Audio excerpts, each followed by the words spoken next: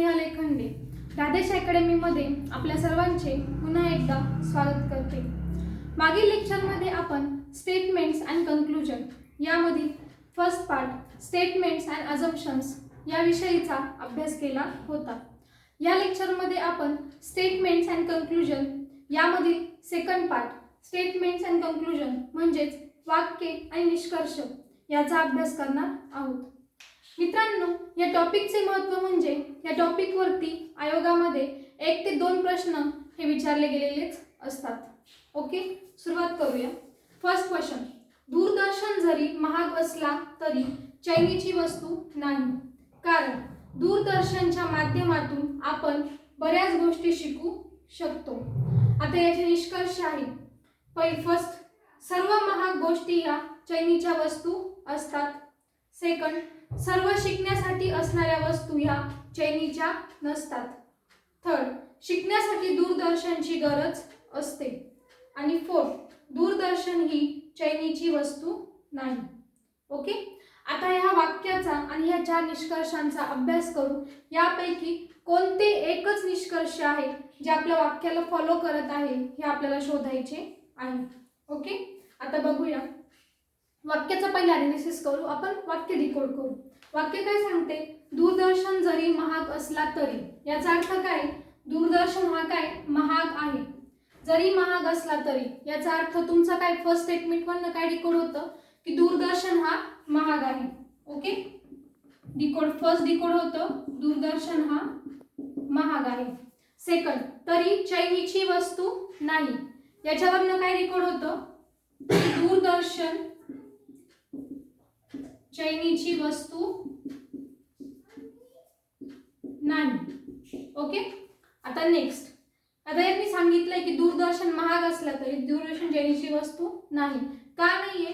कारण दूरदर्शनाच्या माध्यमातून आपण बऱ्याच गोष्टी शिकू शकतो। कारण दूरदर्शनापासून आपण काय करू शकतो? शिकू शकतो, म्हणून ती चैनीची गोष्ट नाहीये असं त्यांनी म्हटले। आता वाक्य डिकोड झालंय आपलं। ओके, आता त्याच्यावरून आपण हे बघू निष्कर्ष कोणते फॉलो करते हे बघू। फर्स्ट निष्कर्ष काय सांगतोय? सर्व महाग गोष्टी चैनीच्या वस्तू असतात। ओके, आता इथे बघा पहिला शब्द बघा काय सांगतोय। पहिला शब्द सर्व, म्हणजे सर्व महाग गोष्टी। आता या सर्व महाग गोष्टींमध्ये कुठली गोष्ट येणार आहे तुमची? दूरदर्शन सुद्धा येणार आहे। पण त्यांनी काय सांगितलंय की दूरदर्शन महाग असला तरी चैनीची वस्तू आहे का? नाही। आणि तुमचा पहिला निष्कर्ष काय सांगतोय? सर्व, जे याच्यामध्ये दूरदर्शन येणार आहे। पण दूरदर्शन महाग आहे का? महाग आहे, पण चैनीची गोष्ट आहे का? नाही। म्हणजे हे वाक्य तुमचं काय निष्कर्ष काय तुमचा चुकीचा आहे। ओके, तर दुसरं, सर्व शिकण्यासाठी असणाऱ्या वस्तू चैनीच्या नसतात। बरोबर। आता परत इथे आले सर्व। आता तुमचं वाक्य कुणाबद्दल सांगते? दूरदर्शन बद्दल। जे वाक्य फक्त 1 ते दूरदर्शन बद्दल बोलतंय। आता इथे पण तुमचा जो कन्क्लुजन आहे तो कुणाबद्दल आहे? सर्व वस्तूंबद्दल आहे। बरोबर। त्यामुळे वाक्य जर एकवचनी एकाच वस्तूबद्दल बोलत असलं आणि तुमचं कन्क्लुजन किंवा निष्कर्ष हे अनेक वचनी किंवा इन जनरल सगळ्या वस्तूंबद्दल असेल तर एक वचन आणि अनेक वचन यांची सांगड बसवायची आहे का आपल्याला? नाही, बसवायची नाहीये। वाक्य बघायचे, वाक्य पर्टिक्युलर आहे आणि तुमचं कन्क्लुजन जे आहे ते इन जनरल आहे की जनरल युनिव्हर्सल बोलत आहे। सो सर्व हा शब्द आल्यामुळे शिकण्यासाठी असणाऱ्या वस्तू चैनीच्या नसतात, म्हणून हा आपल्याला निष्कर्ष फॉलो करते हे घ्यायचं का? नाही, म्हणून दुसरा निष्कर्षही चुकीचा। तिसरा बघा, शिकण्यासाठी दूरदर्शनची गरज असते। आता हे बघा, कारण वाक्य काय सांगते? दूरदर्शनच्या माध्यमातून आपण बऱ्याच गोष्टी शिकू शकतो असं वाक्य म्हटलेलं आहे। ओके, पण त्या गोष्टी शिकण्यासाठी आपल्याला दूरदर्शनची गरज आहे हे म्हटलंय का वाक्याने? वाक्याने शक्यता मांडली की आपण दूरदर्शन मधनं शिकू शकतो। बरोबर। पण इथे यांनी काय सांगितलंय? दूरदर्शनची गरज असते। जसं शिकण्यासाठी शाळेची गरज असते, शिकण्यासाठी शाळेची गरज असणे हे युनिव्हर्सल फॅक्ट आहे की शिकायचंय तुम्हाला तर शाळा हवी, अभ्यासक्रम हवाय, पुस्तकं हवी। बरोबर। तसं शिकण्यासाठी दूरदर्शन हवाच आहे, म्हणजे त्याची गरजच आहे असं आहे का? नाही। किंवा हे जनरल फॅक्ट सोडा, तुमचं वाक्य सुद्धा म्हणतंय का जर एखाद्याला शिकायचं असेल तर दूरदर्शनची गरज आहे का? गरज हा शब्द वाक्यात कुठेच वापरला नाहीये, किंवा दूरदर्शन हवंच शिकण्यासाठी असंही कुठे वापरलंय का? नाही. जे वाक्याने दूरदर्शन पाहिजेच शिकण्यासाठी हा जो वर्ड आहे याच्यावर वापर शब्द म्हणजे इम्पॅक्ट केलाय का? नाही. तो इम्पॅक्ट वाक्याने न केल्यामुळे हा जो गरज आहे ना, ह्या गरजेच्यामुळे हे जे तुमचं कंक्लुजन आहे हे काय होते? चुकीचं होते. जे शिकण्यासाठी दूरदर्शनची गरज असते, ह्या एकट्या गरज शब्दामुळे तुमचं हे जे कंक्लुजन आहे ते काय आहे? चुकीचं ठरणार आहे. आता चौथं, दूरदर्शन ही चैनीची वस्तू नाही. आता परत पहिल्या वाक्याकडे येऊ आपण. पहिल्या स्टेटमेंट म्हणजे स्टेटमेंट मधला फर्स्ट हाफ. स्टेटमेंट मधला फर्स्ट हाफ काय सांगतोय? दूरदर्शन जरी महाग असलं, दूरदर्शन महाग आहे आपण मान्य केलंय ते. ओके. दूरदर्शन जरी महाग असला तरी चैनीची वस्तू नाही. मग याच्यातला हा फर्स्ट हाफ मधला सेकंड जो पार्ट आहे तो काय सांगतोय? दूरदर्शन चैनीची वस्तू नाही. बरोबर. आणि तुमचा चौथा निष्कर्ष काय सांगतोय? दूरदर्शन ही चैनीची वस्तू नाही. म्हणून तुमचा कुठला निष्कर्ष फॉलो होणार आहे? फोर्थ. म्हणजे जर तुम्हाला ऑप्शन दिले तर ऑप्शन काय चूज करायचा आहे? पर्याय क्रमांक 4 हा बरोबर आहे. ओके. सो वाक्य आणि जे तुमचे निष्कर्ष आहे याच्यामध्ये एकच सांगेल मी की वाक्याला डिकोड करायला शिका. वाक्यामध्ये पर्टिक्युलर व्यक्तीबद्दल बोलले की पर्टिक्युलर वस्तूबद्दल बोलले, आणि निष्कर्ष पर्टिक्युलर वस्तूबद्दल बोलतोय की सर्वांबद्दल बोलतोय, हे जे वाक्यामधला काळ आणि निष्कर्षामधला काळ, वाक्यामधलं वचन, निष्कर्षांमधलं वचन, या सगळ्या गोष्टींमध्ये काय असते? एक तारतम्य असतं, एक सांगड असते.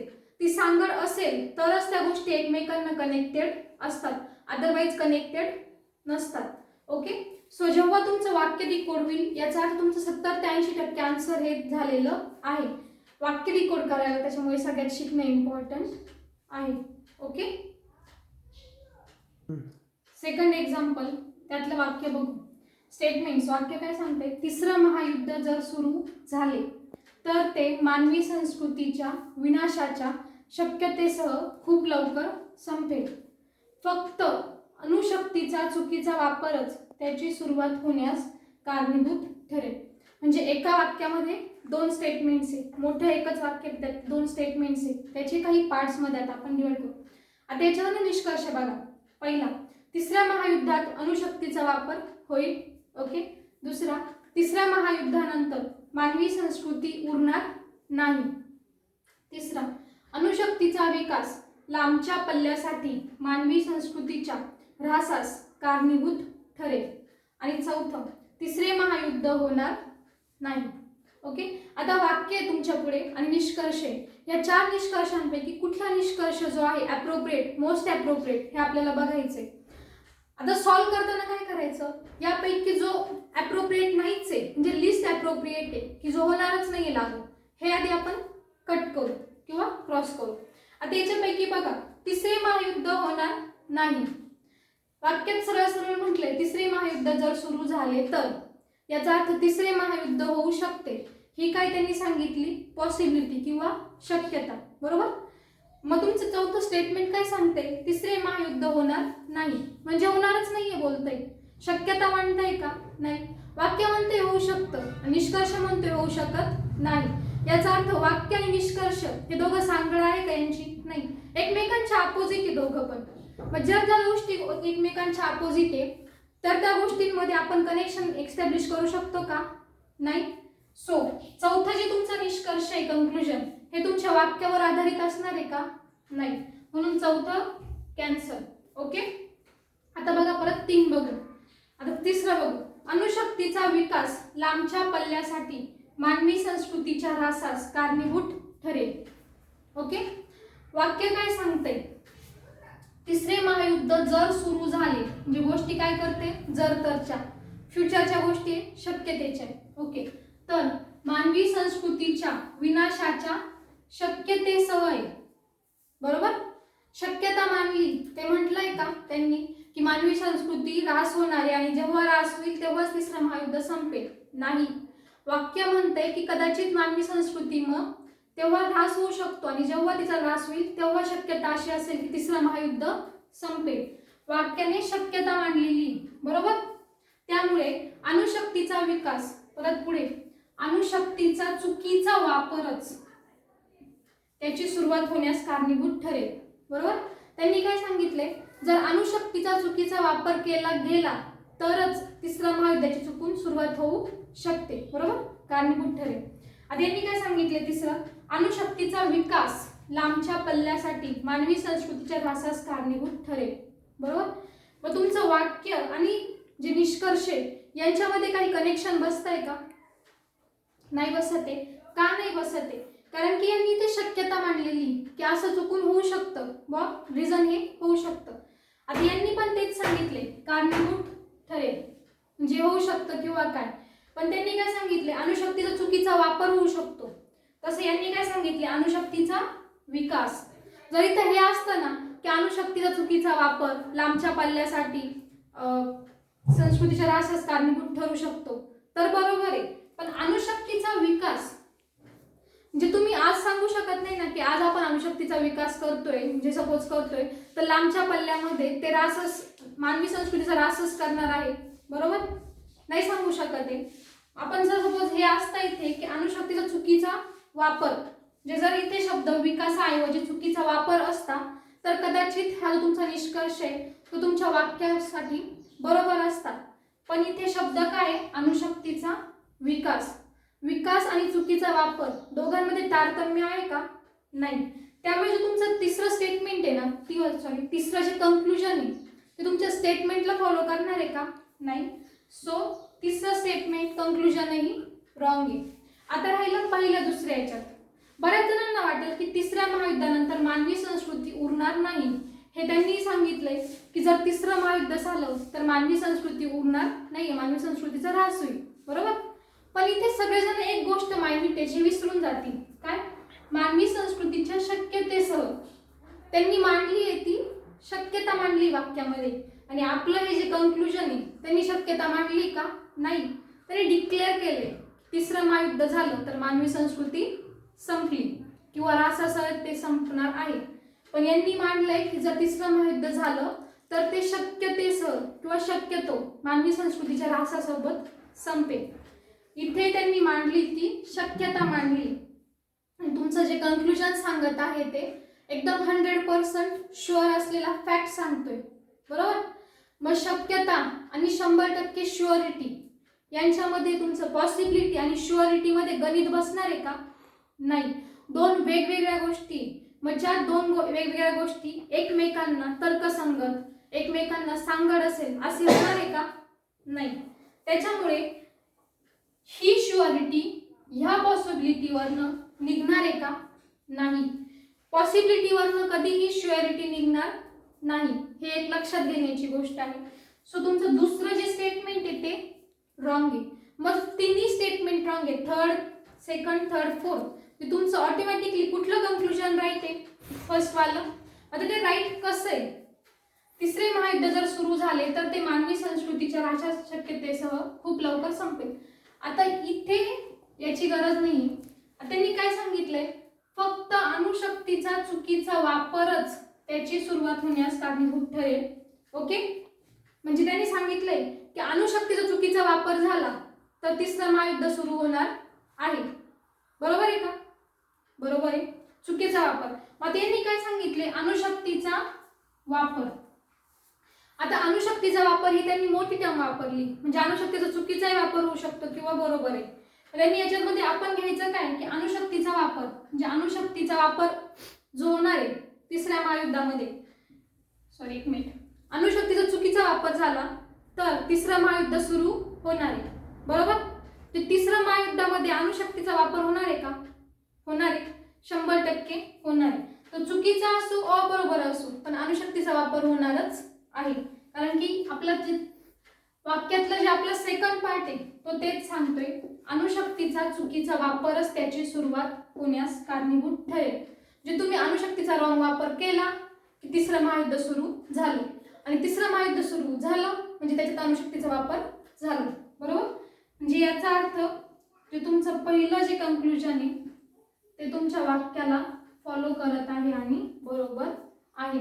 जे तुम्हाला पर्याय कुठला निवडायचा आहे की पहिलं जे कंक्लुजन आहे फक्त एक तर्कसंगत किंवा फॉलो करते हा तुमचा एक ऑप्शन असणार आहे, किंवा फक्त एकच चूज करायचं असेल तर पहिलं वाला चूज होणार आहे. ओके, चालेल. नेक्स्ट एक्झाम्पल, त्यातलं विधान बघा. सर्व गुन्हेगारांना शिक्षा दिली जाईल. एक छोटंसं स्ट्रेट फॉरवर्ड स्टेटमेंट आहे. आता याच्यावरचे निष्कर्ष, कोणत्याही परिस्थितीत गुन्हेगारांना माफ केले जाणार नाही, फर्स्ट वाला. सेकंड, गुन्हे करणाऱ्यांपैकी काही जण शिक्षेस पात्र असतील. थर्ड, गुन्हे करणाऱ्यांना शिक्षा देण्याचा विचार केला जाईल. आणि फोर्थ, काही गुन्हेगारांना शिक्षा देण्यासाठी तर काहींना माफ करण्यासाठी प्रयत्न केले जाईल. ओके, तुमचे 4 स्टेटमेंट कन्क्लुजन झालेत आणि मेन स्ट्रेट फॉरवर्ड स्टेटमेंट झाले. आता स्टेटमेंट डिकोड करू. स्टेटमेंट काय सांगते? सर्व गुन्हेगारांना. ओके, आता एक बघून घ्या. सर्व गुन्हेगारांना, शब्द काय म्हटलाय? गुन्हेगारांना. याचा अर्थ त्या लोकांना किंवा पर्टिक्युलर ज्यांनी आहे की गुन्हा केला असं गव्हर्नमेंटला कुणाला वाटतंय, त्यांना अटक झालेली आहे, त्यांच्यावरती खटलाही झालेला आहे आणि त्यांना न्यायालयाने गुन्हेगार म्हणून डिक्लेअर सुद्धा केलेलं आहे. जोपर्यंत एखाद्या व्यक्तीवरती जो गुन्हा आहे तो सिद्ध होत नाही तोपर्यंत त्याला गुन्हेगार म्हणायचा अधिकार आहे का? नाही. हा युनिव्हर्सल फॅक्ट आहे, हा लेगल राईट आहे किंवा काही म्हणा, पण जोपर्यंत एखाद्या पर्सनचं सगळं होत नाही, डिक्लेअर होत नाही, तोपर्यंत त्याला गुन्हेगार म्हणून आपण ट्रीट करत नाही. बरोबर? आपली न्यायव्यवस्था हीच सांगते. सो सर्व गुन्हेगारांना हा वर्ड म्हटला, याचा अर्थ त्यांच्यावरती खटला वगैरे सर्व झालेला आहे आणि त्यांना गुन्हेगार डिक्लेअर केलेली आहे. शिक्षा दिली जाईल, गुन्हेगारांना शिक्षा दिली जाईल, याचा अर्थ त्यांची शिक्षा काय ते ठरलेलं आहे का? आहे. कारण की जोपर्यंत म्हणजे त्यांना अटक केली, त्यांच्यावर खटला झाला, न्यायालयाने त्यांना गुन्हेगार जाहीर केलं आणि जाहीर केल्यानंतर न्यायालयाने त्यांना शिक्षाही जाहीर केलेली आहे. म्हणजे ह्या गुन्हेगारांना काय शिक्षा करायचंय हे ऑलरेडी ठरलेलं आहे. आता फक्त करायचं काय की त्या ठरलेल्या शिक्षेची अंमलबजावणी आहे ते करायची गोष्ट आहे. ओके, तुमचं जे वाक्य आहे ते डिकोड करून तुम्हाला हेच सांगत आहे. आता यात एक महत्त्वाचा शब्द आहे तो बघून घ्या, सर्व. ओके, सर्व म्हणजे सर्वच, कुणाला माफी नाही, कुणाला सवलत नाही, जेवढे गुन्हेगार आहे तेवढे सगळे. ओके, आता हा सर्व वळ आल्यामुळे ज्या आहेत कन्क्लुजन जे फॉलो होणार नाही ते आपण बाजूला काढू. आता बघा इथे परत काही गुन्हेगारांना शिक्षा देण्यासाठी तर काहींना माफ करण्यासाठी प्रयत्न केले जातील. फॉलो होणार आहे का? नाही. कारण की वाक्य म्हणते सर्व गुन्हेगार, म्हणजे कुठल्याही परिस्थितीत कुणालाच माफी भेटणार नाहीये, सगळ्यांना शिक्षा भेटणार आहे.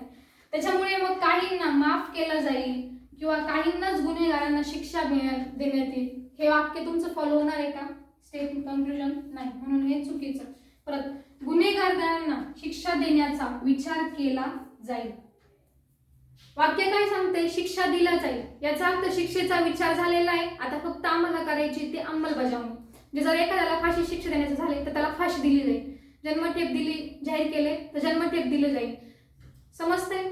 ओके, जे शिक्षा आहे जी ती जाहीर केलेली आहे, डिक्लेअर करून झाली आहे, तिच्यावरती विचार करून झालाय की कुठली शिक्षा द्यायची, फक्त करायचं काय की शिक्षेची अंमलबजावणी. तो तुमचं तिसरं वाक्य काय सांगते? गुन्हे करणाऱ्यांना शिक्षा देण्याचा विचार केला जाईल. बरोबर? विचार करण्याचा प्रश्नच नाही, विचार करून झालाय, आपल्याला करायची ती अंमलबजावणी, म्हणून तुमचं तिसरं स्टेटमेंट आहे ते पण काही रॉंग आहे. परत सेकंड, गुन्हे करणाऱ्यांपैकी काही जण शिक्षेस पात्र असतील, इथे जास्त विचार करायचा नाहीये. जो शब्द आपल्याला खटकतोय तो खटकणारा शब्द म्हणजे काही जण. बरोबर? वाक्य बोलते सर्वांबद्दल, मग इथे मध्येच काही जण आलेत, चालणार आहे का? नाही. म्हणजे काय आहे, कोणत्या बेसिसवर सेग्रिगेशन आहे काहीच माहित नाही. वाक्याने सांगितले ना सर्वांनाच, इव्हन पॉकेट मारायला जर सांगितले वाक्याने की पॉकेट मार एखादा आहे, जर पॉकेट चोर आहे त्यालाही शिक्षा देणार आहे, तर मग त्याला इथे काही जणांमध्ये त्याला माफ करण्याचं आहे का? नाही. सो काही जण हा एका शब्दामुळे आपला हे जे सेकंड स्टेटमेंट कन्क्लुजन आहे ते काय रॉंग आहे. रास्तचं उरलं कुठलं? पहिलं, कोणत्याही परिस्थितीत गुन्हेगारांना माफ केले जाणार नाही. Right one. कारण की सांगतं काय? सर्व गुन्हेगारांना शिक्षा दिली जाणार, म्हणजेच त्याचा रिव्हर्स इम्प्लिकेशन काय डिकोड करून की कोणत्याही परिस्थितीत गुन्हेगारांना माफ केले जाणार नाही. त्यांची शिक्षा ही अटळ आहे, ती ठरलेली आहे आणि ती दिलीच जाणार. ओके, म्हणजे त्यांना माफीचा काही सवाल आहे का? नाही. म्हणून जे तुमचे राईट आहे ते फर्स्ट वालं. कधी कधी काय होतं की राईट काय हे आपल्याला कळत नाही. मग अशा वेळेस रॉंग कोणते आहे ना, की जे आपल्याला फॉलो करत नाहीये, की जे रॉंग आहे ते कट करत जायचे. जेव्हा आपण कट करत जाऊ रॉंग वाले, तेव्हा आपल्याला राईट मिळणार आहे. 100% राईट मिळवायचं असेल तर 100% रॉंग आधी बाहेर काढायचे आणि 100% राईट तुम्हाला आपोआप मिळणार आहे. पण कधी वापरायचं? जेव्हा 100% राईट काय किंवा कोणतं असू शकतं हे आपल्याला समजत नसेल तेव्हा. ओके, नेक्स्ट एक्झाम्पल, त्यातलं विधान. भारत हे औद्योगिक राष्ट्र बनत आहे. आणि त्याच्या पुढचं, औद्योगिकरणाशी जोडली गेलेली समस्या म्हणजे प्रदूषण. ओके, हे दोन स्टेटमेंट आहे तुमचे, म्हणजे एक पूर्ण विधान आहे, त्यातले हे दोन स्टेटमेंट आहे. त्याच्यातला निष्कर्ष, फर्स्ट, सर्व औद्योगिक शहरे प्रदूषित असतात. दुसरा, भारत प्रदूषित आहे. तिसरा, प्रदूषित देश औद्योगिक असतात. चौथा, भारत प्रदूषित होऊ शकतो. ओके, आता वाक्य आणि निष्कर्षाचा अभ्यास केल्यावरती असं वाटेल की एक दोन निष्कर्ष जे फॉलो होऊ शकतात किंवा नाही होणार. ओके, आता कुठला होऊ शकत नाही आपण हे बघूया. यासाठी पहिली वाक्य डिकोड करूया. काय सांगितले? भारत हा औद्योगिक राष्ट्र बनत आहे.